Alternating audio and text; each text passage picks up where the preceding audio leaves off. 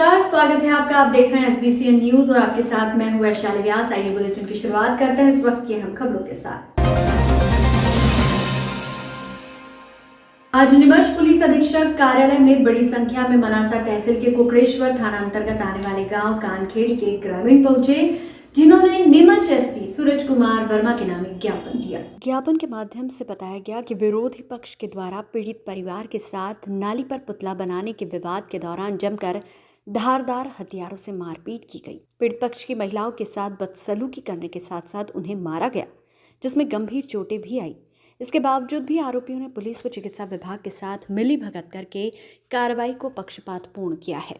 वहीं पीड़ित पक्ष का कहना है कि पुलिस द्वारा भी उनके साथ उचित बर्ताव न करते हुए मामले पर विरोधियों के खिलाफ किसी भी तरह की कार्रवाई नहीं की है। पीड़ित परिवार व अन्य लोग SP सूरज कुमार वर्मा को शिकायती आवेदन देने पहुंचे और उचित कार्रवाई व न्याय की गुहार लगाई। हमारे गांव के सरपंच साहब ने हमारे नाली दोनों तरफ 20 फीट का रास्ता मानकर नाली बना दी और उसका लिखा पढ़ी हमारे पास अभी भी है।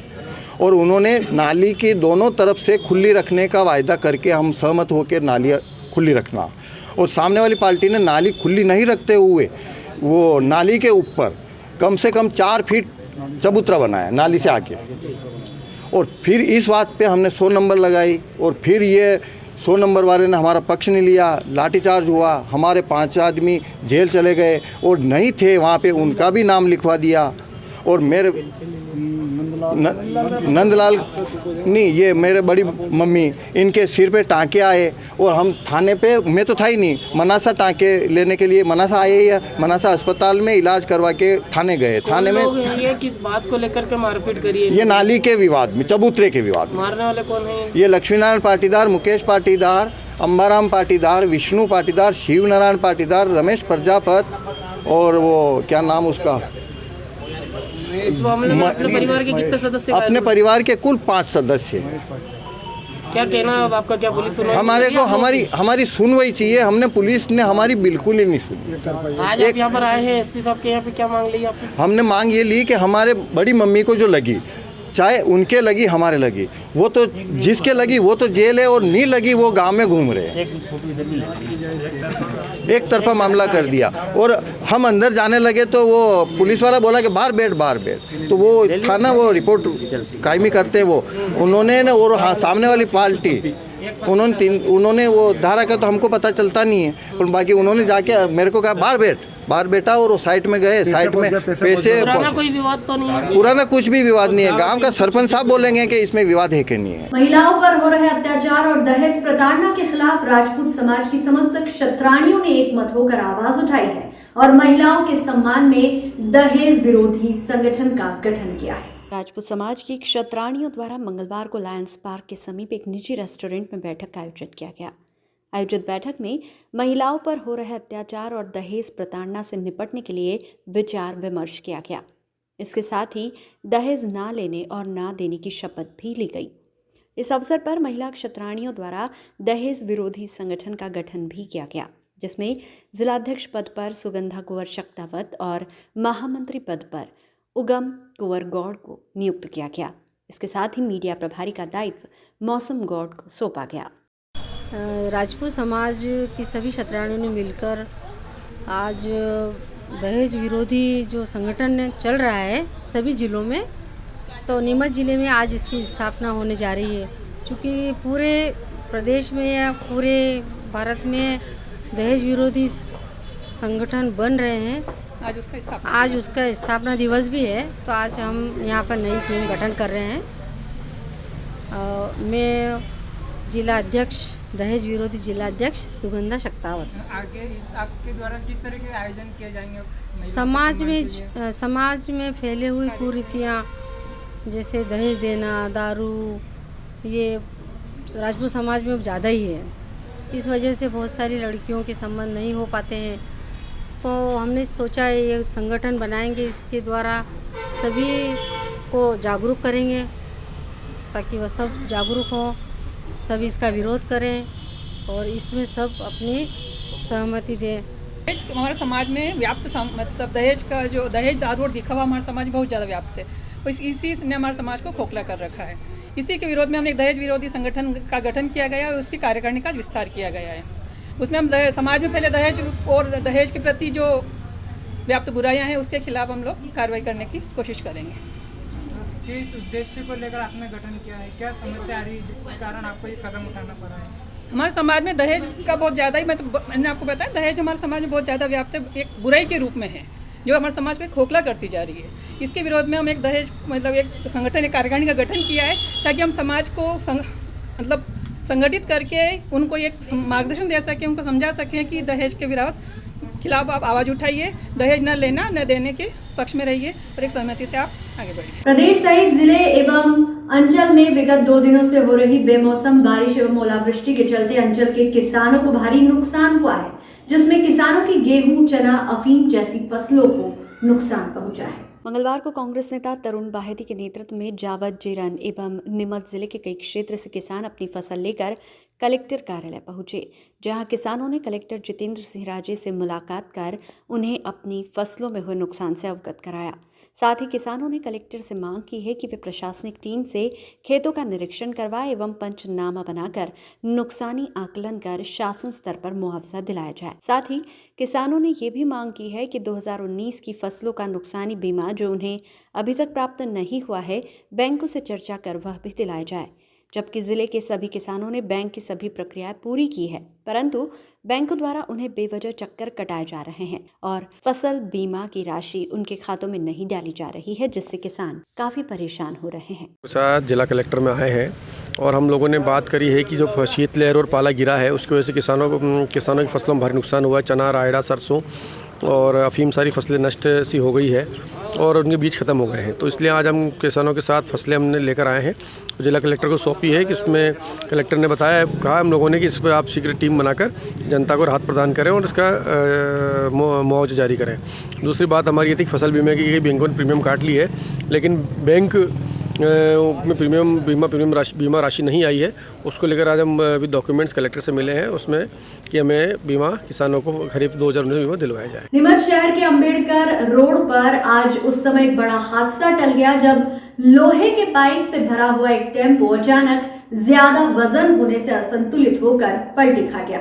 हालांकि इस हादसे में किसी को कोई चोट नहीं आई, मगर अफरा तफरी जरूर मच गई। लोडिंग रिक्शा में चौकोर पाइप भरकर कहीं ले जाया जा रहा था और अन्नपूर्णा स्टील से इन्हें भरा गया था, मगर जैसे ही लोड होने के बाद रिक्शा चला और असंतुलित होकर वह पलटी खा गया। आसपास के लोगों ने रास्ते पर पलटी खाए रिक्शा को पाइप हटाकर सीधा खड़ा किया और यातायात चालू किया। इन दिनों नीमच कृषि उपज मंडी में चोरी चकारी की वारदातों में काफी कमी देखी जा रही है। दरअसल बीते दिनों नीमच प्रशासन व पुलिस प्रशासन के द्वारा यहां मंडी सचिव व अन्य जिम्मेदारों के साथ एक बैठक की गई थी और सर्वसम्मति से यह निर्णय लिया गया था कि नीमच कृषि उपज मंडी की पुलिस चौकी को पुनः चालू किया जाए। अब क्योंकि चालू होने के बाद चोरी चकारी की घटनाएं सुनने में नहीं आ रही है, जिसके चलते व्यापारी और किसान काफी खुश नजर आ रहे हैं। व्यापारी प्रतिनिधि नवल मित्तल का कहना है कि चौकी की स्थापना के बाद लाल गुलाब गैंग व अन्य घटनाओं को अंजाम देने वाली गैंग गायब हो चुकी है। पुलिस के जवान भी सतत यहाँ निगरानी करते हैं और मंडी क्षेत्र में भ्रमण करते हुए दिखाई देते हैं, जिसके चलते आपराधिक गतिविधियों को अंजाम देने वाले लोगों में खौफ का माहौल है। उन्होंने कृषि उपज मंडी में पुलिस चौकी की स्थापना और पुलिस कर्मियों द्वारा किए जा रहे कार्यों को सराहा है। नीमच कृषि उपज मंडी में इन दिनों मौसम में बदलाव के कारण उपज की आवक कम हो रही है। नीमच कृषि उपज मंडी में व्यापारी संघ के प्रतिनिधि नवल मित्तल ने जानकारी देते हुए बताया कि नीमच कृषि उपज मंडी में मौसम में आए बदलाव के कारण बीते कुछ दिनों से उपज की आवक कम हो रही है। दरअसल नीमच व आसपास के क्षेत्र में बीते 3 दिनों से लगातार मौसम में परिवर्तन आया है और ठंड के साथ साथ बारिश व ओलावृष्टि ने किसानों को उपज लाने से रोक लिया है। यदि उपज कृषि उपज मंडी में आती है और इस दौरान बारिश हो जाती है तो उपज की गीली होने से उसके दामों में परिवर्तन आ सकता है। इसके चलते किसान भी अपनी उपज लेकर कृषि उपज मंडी नहीं आ रहा है। हालांकि कृषि उपज मंडी में सभी जिन्सों के भाव सामान्य हैं और वर्ष के पहले माह में पिछले सीजन की उपज अब अधिक आने की संभावना भी व्यापारी व्यक्त कर रहे हैं, क्योंकि आने वाले 2 महीनों में नई उपज तैयार हो जाएगी जो कि मंडी की ओर रुख करेगी। अरे ये बराबर, क्योंकि ये तो लास्ट मंथ है, जनवरी का महीना है, फरवरी से नया माल क्या होकर शुरू होगी। काफ़ी माल पैदा हो रहा है किसानों का, जो बचा कुचा माल है किसान लेके आ रहा है। आवक जितनी हमेशा बरसों से जो चली आ रही है, इस महीने में दिसंबर जनवरी में जो होती है वो हो रही है। आज किस तरीके की आवक है? आज आवक लिमिटेड ही है, कल जितना माल ही है आज भी, लहसुन प्याज अपना गेहूँ धनिया कम माल, क्योंकि मौसम भी ख़राब है, कुछ लोग खेत में भी लगे हैं किसान, ऐसे में माल कम ज़्यादा होता रहता है। मंडी है, माल काफ़ी आ रहा है। भाव किस तरीके के? भाव समान है, भाव बिल्कुल सब बराबर समान चले हैं, भाव अच्छे हैं, बढ़िया भाव है, किसानों को खूब लाभ है, ऐसा कुछ नहीं है, अच्छे भाव मिल रहे हैं। व्यापार अच्छा हो रहा है, शांतिप्रिय, सर्दी का मौसम है, एंजॉय भी कर रहे हैं लोग, व्यापार भी कर रहे हैं। तो भाई पुलिस की चौकी रहने से डर तो रहता ही है ना, पुलिस चौकी खुलती है बराबर, आजकल 10-15 दिन से देख रहा हूँ, और पुलिस चौकी रहने से लाल गुलाब को, चोर उचक्कों को भय तो रहता है कि कभी भी पुलिस पकड़ लेगी और पुलिस का काम वारदात होगी तभी जाएगी, ये तो तय है। मगर घूमती रहती है, राउंड भी करती है, इनका आरक्षक जो है राउंड कर रहा है, उससे खौफ भी है, और इन दिनों में कोई वारदात भी नहीं हो रही चोरी चकारी की, काफ़ी अंकुश लग गया है जब से वापस चौकी खुली है। चौकी लगने से काफ़ी, हाँ, चौकी लगने से निश्चित फ़र्क तो पड़ता ही है ना। जहाँ पुलिस चौकी होती है तो थोड़ा सावधान तो रहते हैं चोर उचक्के कि कब कहाँ के कोई दबोच देगा, ये बात का फ़र्क है। इंदौर में मरे हुए कौओं में घातक बर्ड फ्लू के वायरस पाए जाने की पुष्टि के बाद मध्य प्रदेश सरकार ने राज्य में बर्ड फ्लू का अलर्ट जारी किया है। इसके अलावा प्रदेश के सभी जिलों को सतर्क रहने तथा किसी भी प्रकार की परिस्थिति में कौओं और पक्षियों की मृत्यु की सूचना पर तत्काल रोग नियंत्रण के लिए भारत सरकार द्वारा जारी निर्देशों के तहत कार्रवाई करने के निर्देश दिए गए हैं। दरअसल नीमच में भी अल्कोलाइट फैक्ट्री में कौओं की मृत्यु हुई है, जिनका सैंपल लेकर डॉक्टरों ने भोपाल लैब में भेजा है। वहीं पशु चिकित्सालय नीमच के सीनियर डॉक्टर AR धाकड़ ने बताया कि अभी जो प्रदेश में बर्ड फ्लू का वायरस फैल रहा है, उसको देखते हुए सभी पोल्ट्री फार्म मालिकों जिनके पास मुर्गियां हैं उनको सतर्क रहने को कहा है। यदि कोई मुर्गी की अचानक मृत्यु हो जाती है तो तुरंत हमें जानकारी दें, क्योंकि ये वायरस बहुत घातक वायरस है। अभी जो कौवों की मौत हुई है अल्कोलाइट फैक्ट्री नीमच में, वहाँ पे जाके उनके पूरा मृत कौवे का पूरा सैंपल लेके एज इट इज़ उसको जांच हेतु भेजा है, क्योंकि अप्रत्याशित मृत्यु हुई है कौवों में।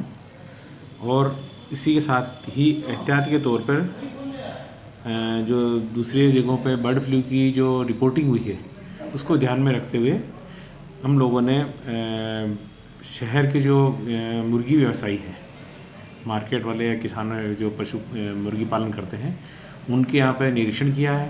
साथ ही एहतियात के तौर पर उनके जो नमूने नियमित जो लिए जाते हैं वो नमूने भी लिए हैं, तो समझाइश दी उनको कि यदि इन मुर्गियों में एकदम कोई मृत्यु आती है जो बीमारी का मुख्य लक्षण है तो वो तुरंत सूचित करें। अभी ऐसी कोई बीमारी इनमें मुर्गियों में देखी नहीं गई है। ये किस तरीके का फ्लू है? ये वायरस जो दूसरी जगह की रिपोर्ट है, अभी रिपोर्ट अपनी आई कि नहीं आई है, दूसरी जगह की जो आई है H5N8 प्रकार का वायरस है जो पक्षियों में थोड़ा लो पैथोजेनिक बता रहे हैं इसको। तो कुछ अलग अलग स्पीसीज़ में अभी स्पेसिफिक ज़्यादा नहीं हुआ, कौवों में ज़्यादा मृत्यु दिखी है इसमें। इसमें जनता को किस तरीके की हानि हो सकती है? नहीं, अभी सुरक्षात्मक उपाय लें, क्योंकि ये वायरस जनित बीमारी है और वायरस का कितना घातक होता है ये अभी बुरी तरह से नहीं रहता है। सावधानी बरतना बहुत ज़रूरी है।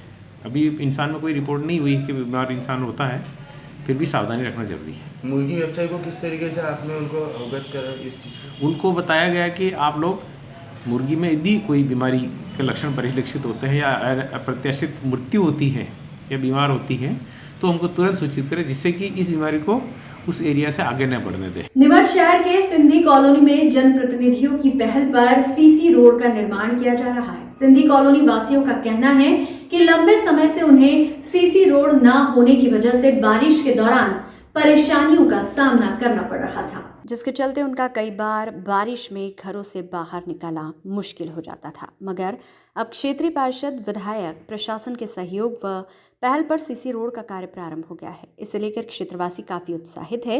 वहीं पार्षद प्रतिनिधि शीतल ऋचा का कहना है कि उनके वार्ड में लंबे समय से प्रयास किए जा रहे हैं।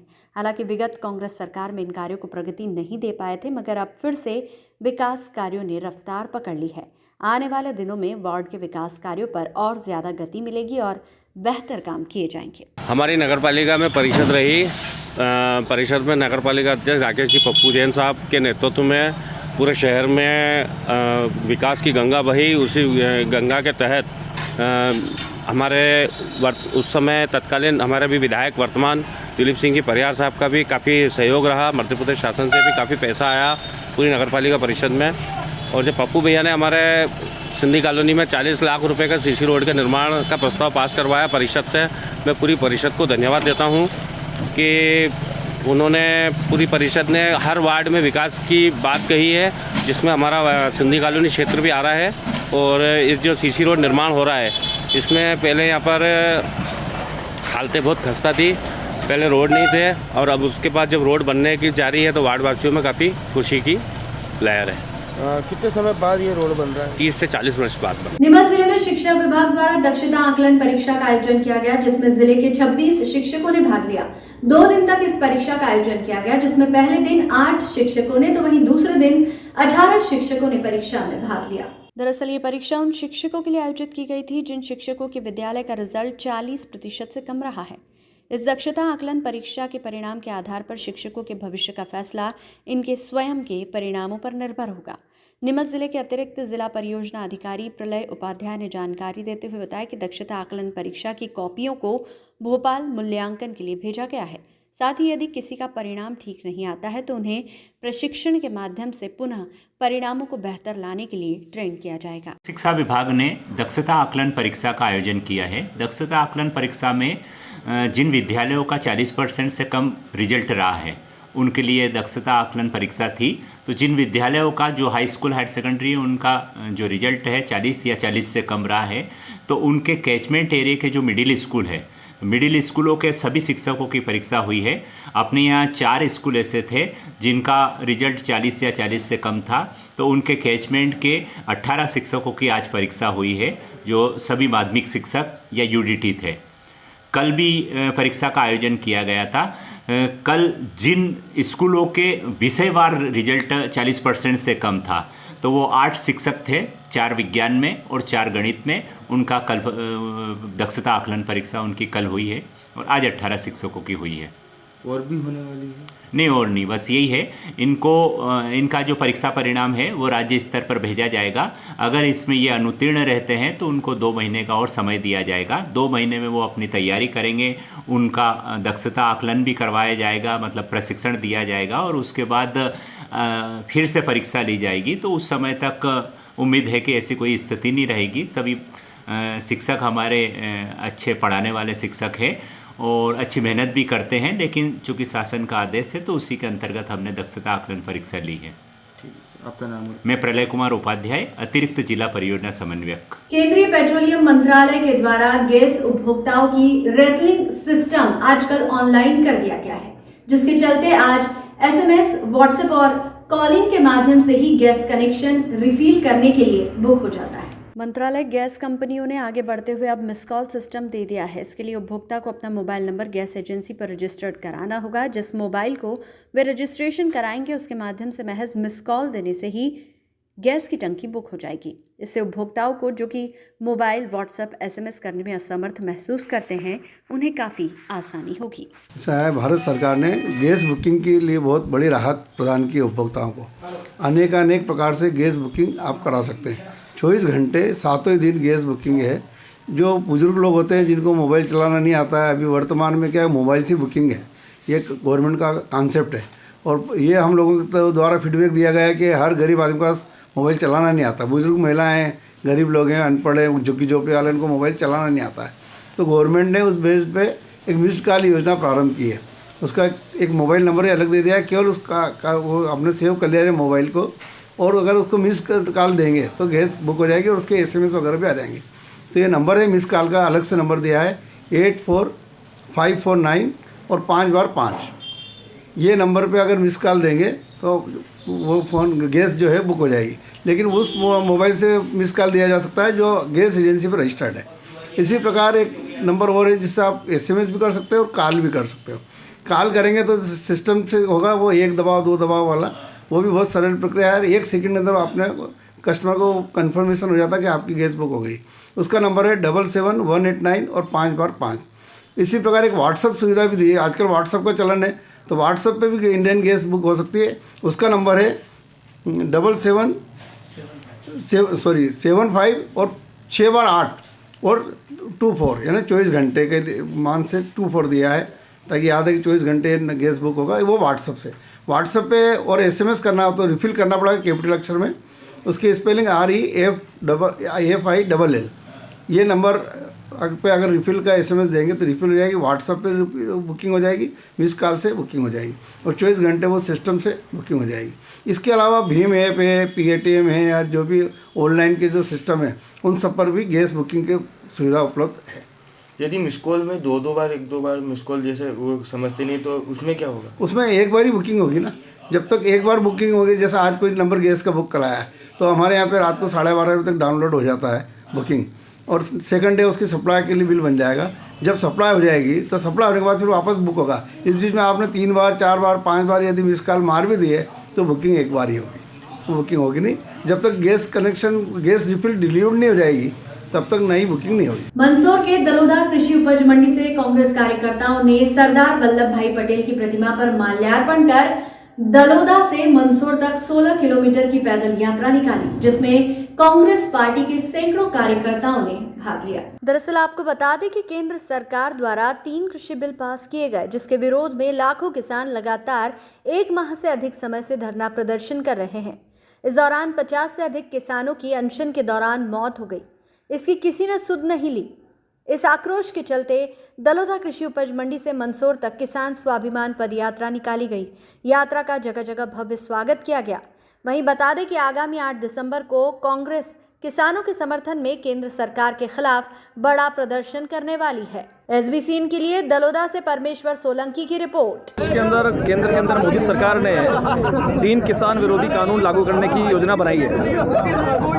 उन 3 किसान कानूनों से किसान, युवा और रोजगार, इस देश का व्यापार सब प्रभावित हो रहे हैं। इसी का विरोध करने के लिए आज जिला कांग्रेस पिछड़ा वर्ग के नेतृत्व में और समस्त जिला कांग्रेस के पदाधिकारियों और वरिष्ठों के नेतृत्व में किसान स्वाभिमान यात्रा का आयोजन किया गया है, जो दलोदा कृषि उपज मंडी से शुरू हुई है और समापन इसका गांधी चौराहे मंदसौर में होगा।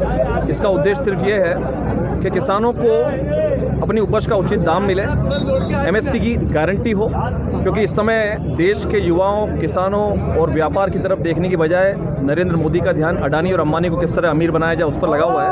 इसी के विरोध में हम लोग यहाँ अपनी पदयात्रा कर रहे हैं। इस बुलेटिन में फिलहाल इतना ही। लगातार न्यूज अपडेट्स के लिए देखते रहिए SBCN न्यूज।